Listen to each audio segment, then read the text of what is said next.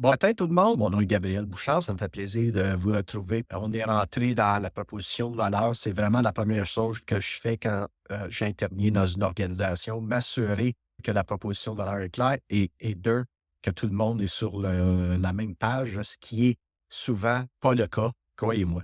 Ensuite, la priorité devient de se doter d'un outil de prévision budgétaire solide, euh, est basé sur des KPI ou de l'information existante.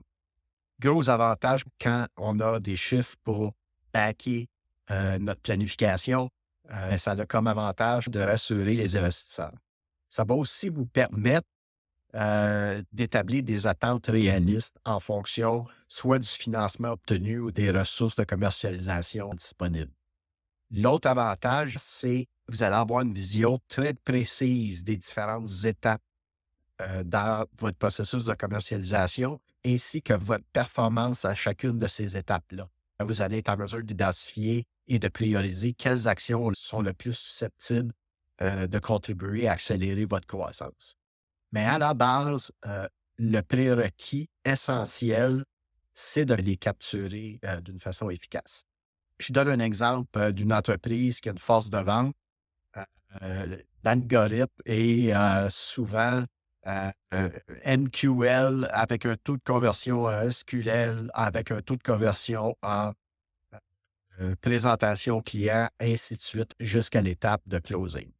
Donc, comme dirigeant d'entreprise, c'est hyper important pour moi de connaître ma moyenne de performance à haut niveau là, à chacune de ces étapes-là.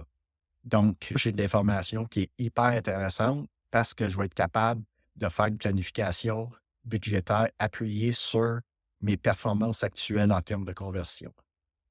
Et identifier là où je pourrais agir pour améliorer ma performance, évidemment. Les KPI doivent aussi être disponibles dans un format plus granulaire, c'est-à-dire, prenons les MQL, par exemple, on peut avoir un taux général de conversion, mais il faut que notre équipe marketing soit en mesure d'aller plus profond et de bien comprendre la performance pour chacune des sources de MQL. Mais pour vous, à un top level, là, on travaille avec des moyennes. L'idéal, c'est d'avoir accès à cette information. Sinon, on pose des hypothèses qui vont nous amener à notre taux de closing actuel. Et ces hypothèses, au cours des prochains mois, on va venir les valider avec la réalité. Et il y a d'autres informations que des KPI qui vont être importantes, en particulier si vous avez une force de vente, que la plupart du temps, je ne vois pas dans la planification financière. C'est les autres facteurs qui peuvent influencer la vitesse de votre croissance. Et par exemple, des délais de recrutement, il n'y a pas un rep qui rentre demain matin, là. On part la machine, ça peut prendre un mois ou deux avant qu'un rep soit recruté. Hem, il y a aussi la période de formation dont on doit tenir compte. Il y a un ramp-up de ces reps-là à prévoir.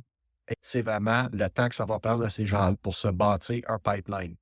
Il n'y a pas de vente de ces reps qui risque de se produire à l'intérieur d'un mois si vous avez un cycle de vente de 6 mois, par exemple. Donc, ça se modélise, ces informations-là.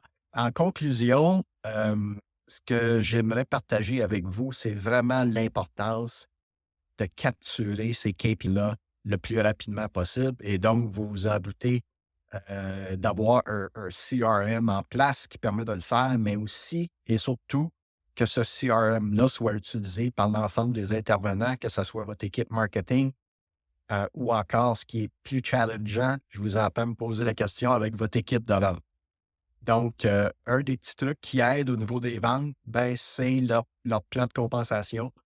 Comme dirait Martin Saint-Louis, avant d'espérer pouvoir gagner, il faut s'assurer qu'on applique le processus comme il faut. C'est exactement de quoi il s'agit quand vient le temps d'intervenir avec des vendeurs pour nous aider à améliorer la qualité de nos prévisions financières.